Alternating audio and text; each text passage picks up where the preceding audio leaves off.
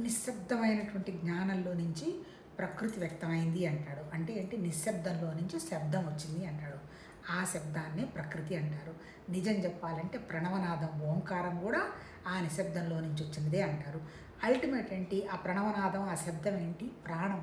అంటే నిరాకారమైన దాంట్లో నుంచి ఒక ప్రాణం వ్యక్తం అవడంతో దాన్ని మహామాయ, మొదటి మాయ, లేదా ఆదిశక్తి, లేదంటే పరాశక్తి అంటారు. అంటే శక్తి అంటే ఏంటి? ప్రకృతి. అక్కడ జ్ఞానం అన్నాడు. ఏంటి? జ్ఞానానికి శక్తి లేదు, ఓన్లీ ఆలోచనే ఉంది. సృష్టి జరగాలి అనేటువంటి ఆలోచన ఉన్నది, కానీ విపరీతమైనటువంటి జ్ఞానం ఉంది. ఆ జ్ఞానాన్ని బేస్ చేసుకొని ఈ ఆదిశక్తి, ఈ పరాశక్తి సృష్టిని వ్యక్తం చేసుకుంటూ పోతుంది. ఈ దాన్నే ఏమన్నారంటే శబ్దం అన్నారు. అంటే నిశ్శబ్దంలో నుంచి శబ్దం వచ్చింది. ఈ శబ్దానికి మళ్ళీ ఇంకా ఏం చెప్పారు? వాటికి మళ్ళీ దంత ప్రకృతి అని 3 గుణాలు అన్నారు. ఏంటి? సత్వగుణం, తమోగుణం, రజోగుణం.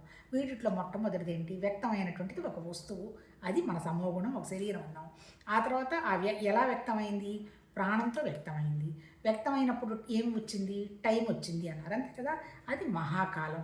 మహాకాలం అంటే చెప్పాలంటే ఏంటి? శక్తి వచ్చేమో ప్రకృతి, దాన్ని నడిపిస్తున్నది ఏంటి? మహాకాలం.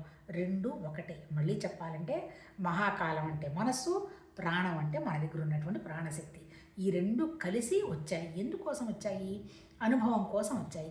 ఏంట అనుభవం? దానికే కారణ శరీరం అన్నాడు. కారణ శరీరం విషయం తెలియదు. దానికే మన ఋషులు ఏం చెప్పారంటే అజ్ఞానం అనేటువంటి పేరు పెట్టడం జరిగింది. సరే, సృష్టి ఏదో భగవతత్వం వండర్ఫుల్, స్వచ్ఛమైంది, స్వతంత్రమైంది, వచ్చింది, లేనిది ఉన్నట్టుగా కనపడుతుంది, అంతా బాగానే ఉంది. మరి నా సృష్టి కారణం ఏందని నేను ప్రశ్నిస్తే దానికి ఏం చెప్తారంటే నీ అజ్ఞానమే కారణమమ్మా.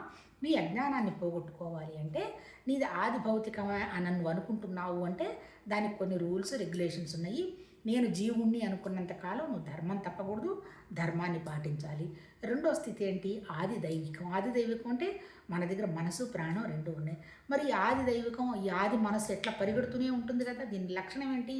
కాలం అనేది ఎప్పుడు పరుగులే కదా. అందుకని కాలం ఎప్పుడైతే పరిగెడుతుందో ప్రాణానికి శక్తి పోతూ ఉంటుంది. అందుకని కాలం పరుగు లాగాలి అంటే దానికి ఏం చెప్పారు? ఏదో జపమో పాడో చేసుకుంటూ చిన్నగా మనసును ఒక స్థితికి తెచ్చుకోమని చెప్పారు. అక్కడ వచ్చింది జప సాధన. ఫస్ట్ది ఏంటి? శరీరానికి సంబంధించి ఏంటి? పూజ, పునస్కారం, దానము, కర్మ, సేవ, అవన్నీ వచ్చాయి. మన మనసుకు సంబంధించి ఆది దైవికానికి ఏమొచ్చాయి? జపం చేసుకుంటూ, లేకపోతే ఇట్లాంటివన్నీ చేస్తూ మనసుని తపస్సు, ధ్యానంతో మనసును నిలుపుకోవాలి. మూడోది ఏంటి? కారణం. దాన్ని ఆధ్యాత్మికత అన్నాడు. ఆది భౌతికం, ఆది దైవికం, ఆధ్యాత్మికత. ఆధ్యాత్మికతకి కారణం తెలియదు కదా. ఆ కారణం అనేది ఈ రెండు మనం సక్రమంగా చేస్తే మనం గ్రహిస్తాము.